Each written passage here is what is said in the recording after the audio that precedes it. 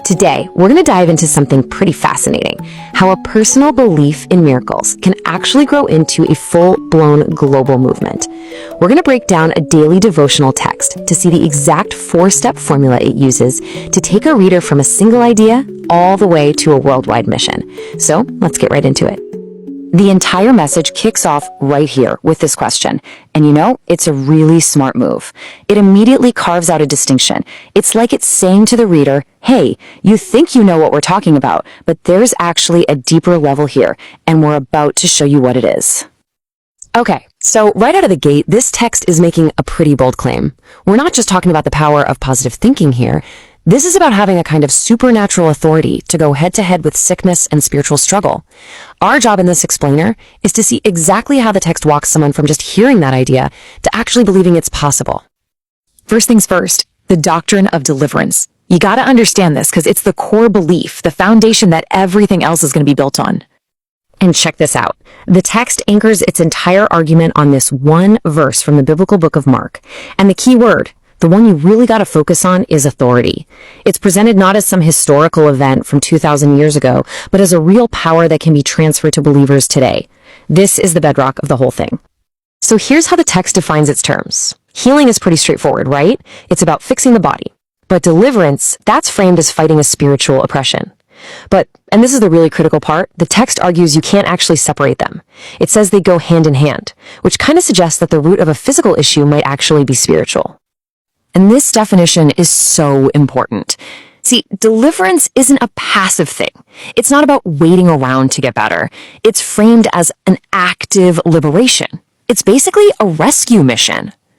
Understanding this specific language is crucial because, as you'll see, it perfectly sets up the calls to action that are coming later.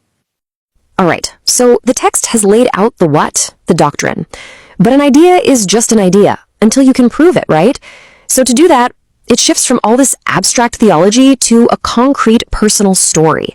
This is where the whole idea gets a human face.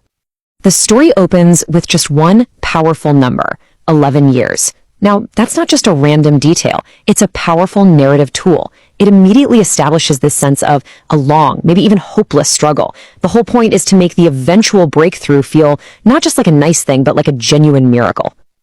And here's the face of that 11-year struggle. Mrs. Emily. By giving us a name and a very specific, serious medical condition, chronic liver disease, the devotional makes the problem feel totally real and relatable. It's not a concept anymore. It's a person.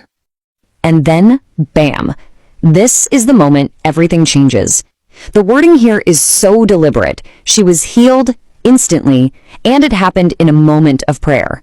These details are there to create a direct, undeniable link between the act of faith and the supernatural result.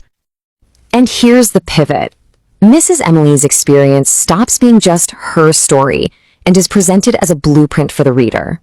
The message is basically saying, look, this happened to her, and now it can happen to you. It turns her personal testimony into a simple 3-step formula for anyone. So that formula leads us right into the next part, the call to action.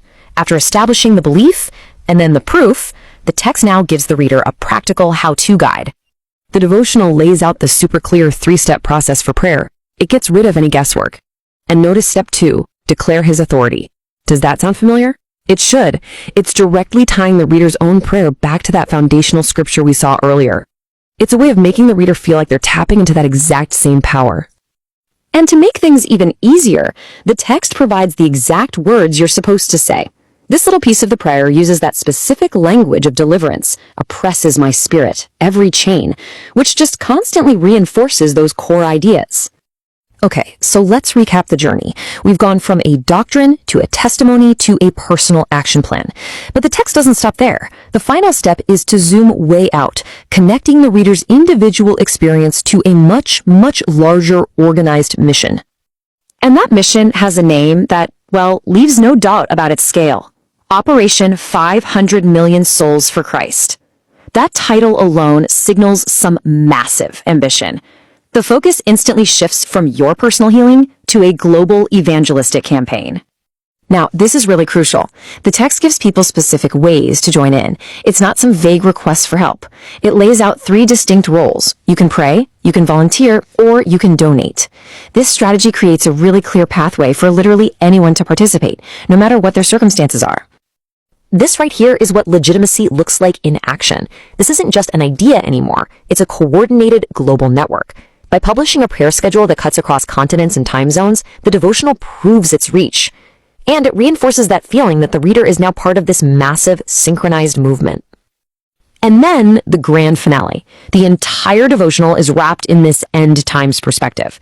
This final note about the glorious return isn't just a closing thought, it's a framing device. It adds this powerful sense of urgency to everything that came before, from that personal prayer all the way to the global mission. So, as we've seen, there's a really clear 4-step playbook here, isn't there? Establish a doctrine, prove it with a story, make it personally actionable, and then scale it up into a global mission. It's a very effective structure, which leaves us with a fascinating question. How many other movements, whether they're religious or not, are using this same blueprint to turn a private belief into a public cause?